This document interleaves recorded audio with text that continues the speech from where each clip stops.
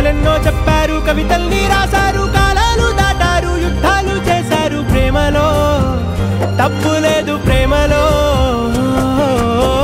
వేల వేల వెన్నెలంత మీద వాలి వెలుగునంత మోయమంటే నేను ఎంత రే.